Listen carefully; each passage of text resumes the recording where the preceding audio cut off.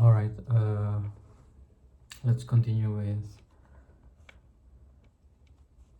practicing English through reading some books and continuing on the Albert Camus The Stranger.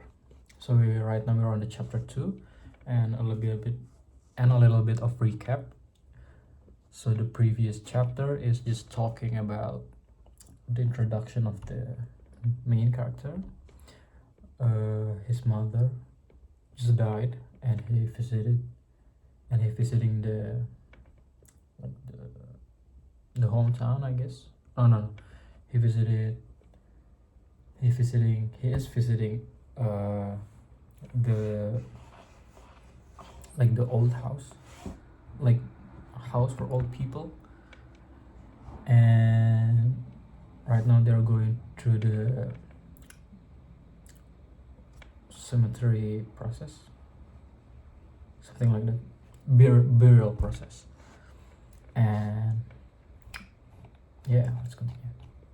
Okay, so on waking, I understood why my employer had looked rather cross when I asked for my 2 days off. It's such a late today. I hadn't thought of this at the time.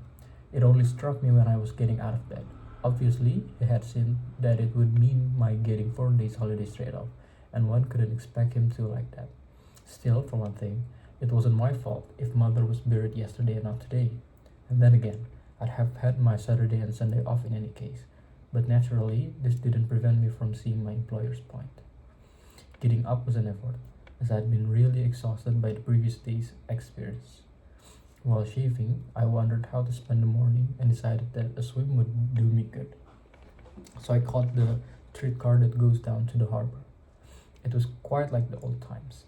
A lot of young people were in the swimming pool, amongst them Mary Cardona, who used to be a typist at the office. I was rather keen on her in those days, and I fancy she liked me too. But she was with us so short a time that nothing came of it. While I was helping her to climb onto a raft, I let my hand stray over her breast. What?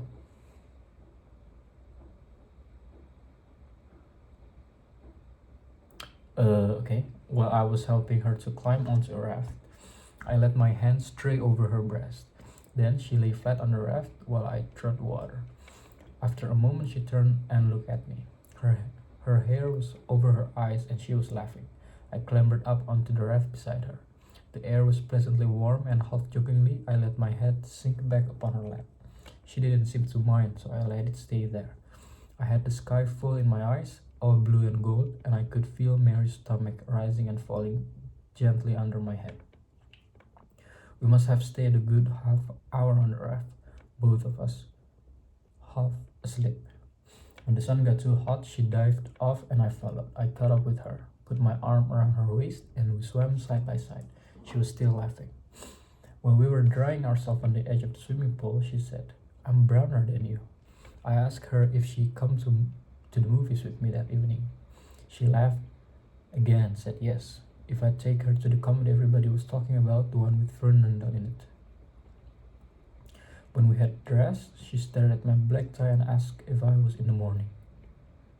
In the morning, morning, like morn, not morning, but morn, I explained that my mother had died. When? She asked, and I said yesterday. She made no remark, though I thought she shrank away a little. I was just going to explain to her that it was my fault, but I checked myself as I remember having said the same thing to my employer and realizing that it sounded rather foolish. Still, foolish or not, somehow one can't help but feeling a bit guilty, I suppose. Anyhow, by evening, Mary had forgotten all about it. The film was funny in parts, but some of it was downright stupid. She pressed her leg against mine while we were in the picture house, and I was fondling her breast. Oh, she pressed her leg against mine while we were in the picture house, and I was fondling her breast. Toward the end of the show, I kissed her, but rather clumsily. Afterward, she came back with me to my place. When I woke up, Mary had gone. She told me her aunt expected her first thing in the morning. I remembered it was a Sunday, and that put me off.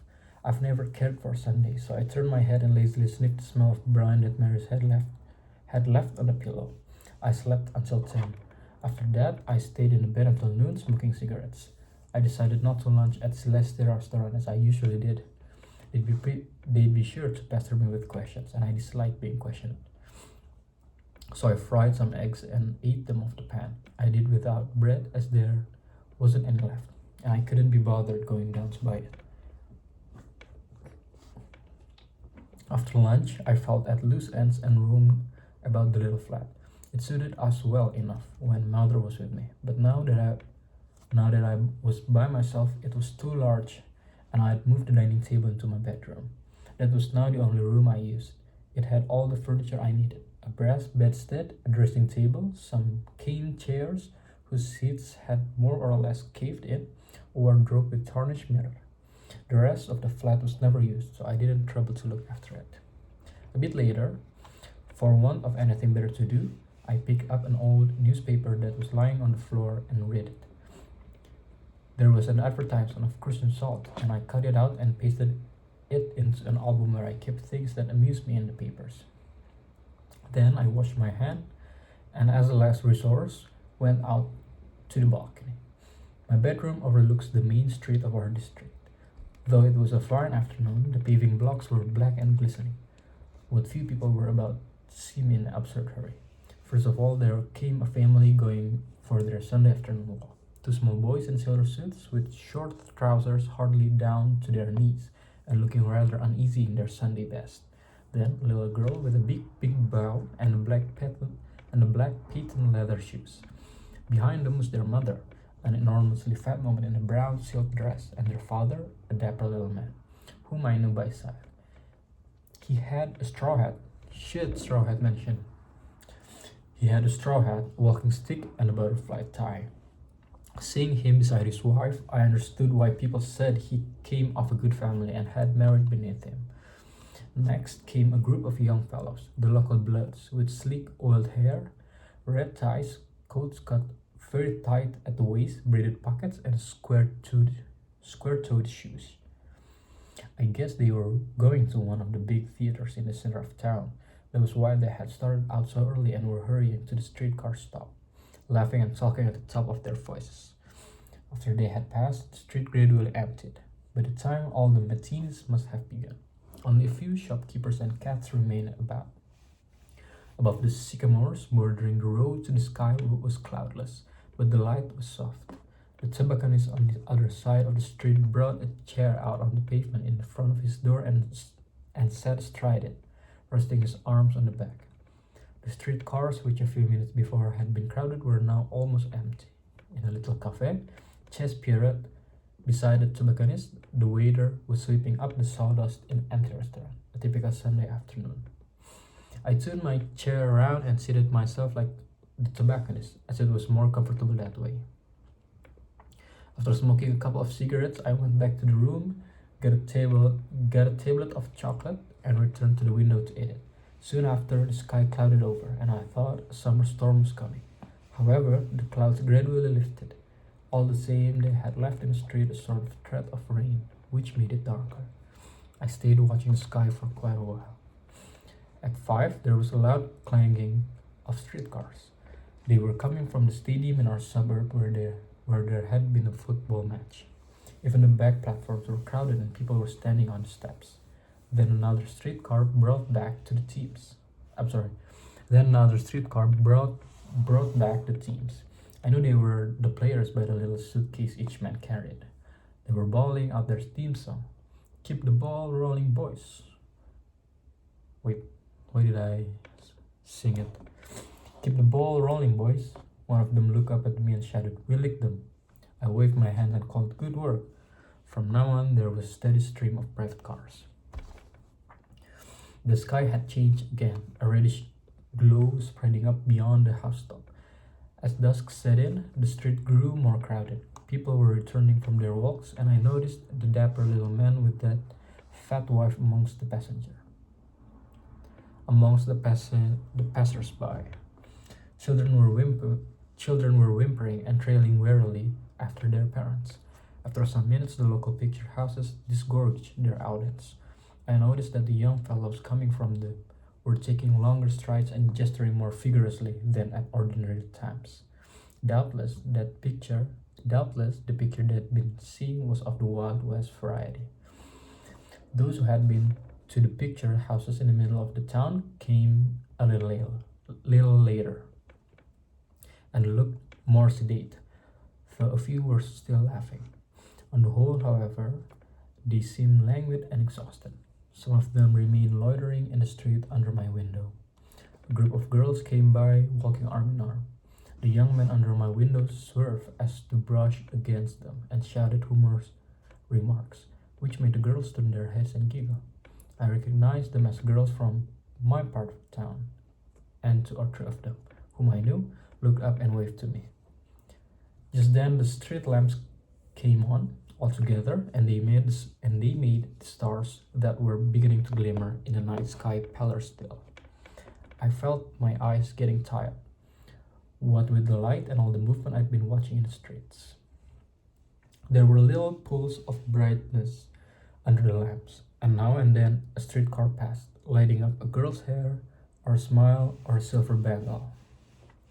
Soon after this, as the streetcars became fewer and the sky showed velvety black above the trees and lamps, the streets grew emptier, almost imperceptibly,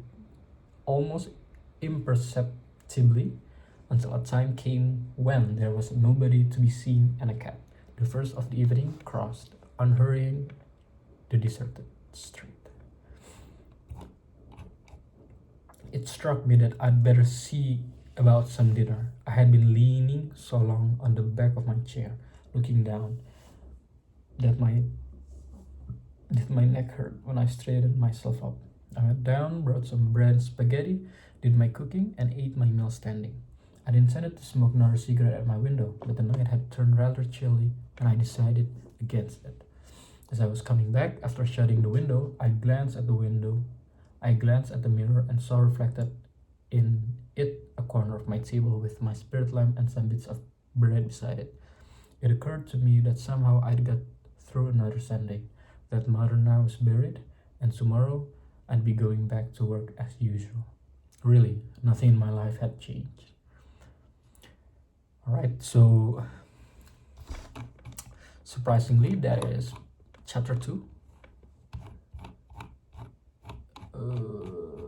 Yeah, it's quite short, and some of the I think there's nothing much that I can say about this chapter rather than this. It could all be summarized in the last sentence, which is yeah, it seems that his life didn't change at all. Somehow got through another Sunday, mother now was buried, and tomorrow I'd be going back to work as usual. And yeah, so I mean, maybe it strengthened my guess that this book is about the distant relationship between the main character and his mom.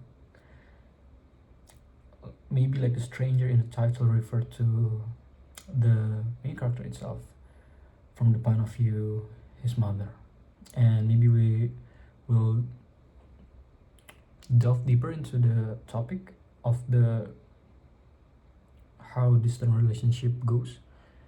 And yeah, I think that's it. Thank you.